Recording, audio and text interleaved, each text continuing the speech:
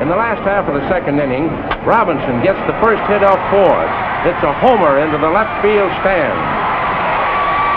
Meet the man who changed the face of Major League Baseball, Jackie Robinson. Jackie Robinson was a legend, not only on the diamond, but across the world. Robinson battled discrimination throughout his life. Growing up in a predominantly white neighborhood, he had to prove himself consistently. After college, he entered the still segregated Army during World War II. Stationed in the South, Robinson was arrested for refusing to go to the back of the bus. After the war, he decided to play baseball professionally. Back then, baseball was segregated. African Americans and white people played in different leagues. The Dodgers started Robinson out in Montreal, Canada, playing with their top minor league team. He then won the team the series.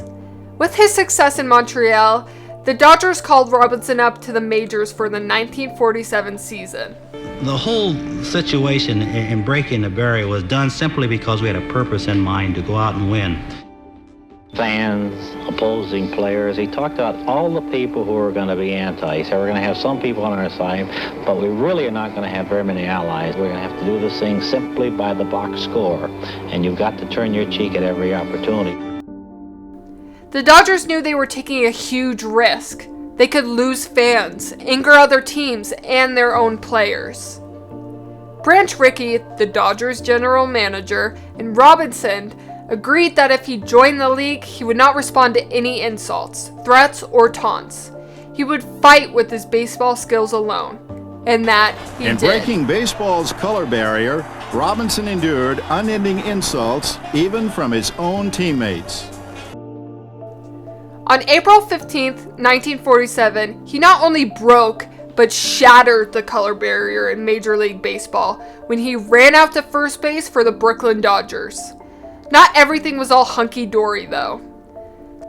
Some of his teammates circulated a petition against Robinson playing, although most of his teammates refused to sign it. The Philadelphia Phillies threatened to boycott a game if Robinson played. People also wrote him letters threatening his life as well as his wife and sons. At games, fans visiting ballparks screamed insults. Players tried to spike him when he slid into bases. Once in Chicago, when sliding headfirst into second base, the Cubs shortstop kicked Robinson in the head. On the road, some cities would not allow Robinson to stay in the team's hotel. Often, restaurants would refuse to serve him, and he would have to eat his meals on the bus while his teammates ate inside. It wasn't until he got onto the road and some of his teammates saw his mistreatment that even a hardcore Southerner on the team named Eddie Stanky could see that this was a social injustice. Going to St. Louis on the bus, poor Jack had to go to another hotel. That's pretty hard to live with. Sure he had it, but never changed his personality or his thoughts about the game. When that game started, that first pitch, he was all ball player to all man. Robinson used his skill and fame to speak out about the issues going on around the United States. But his push for change, however, was never confined within the walls of the ballpark. After baseball, he became active in business and continued his work as an activist for social change. He served on the board of the NAACP, National Association for Advancement of Colored People.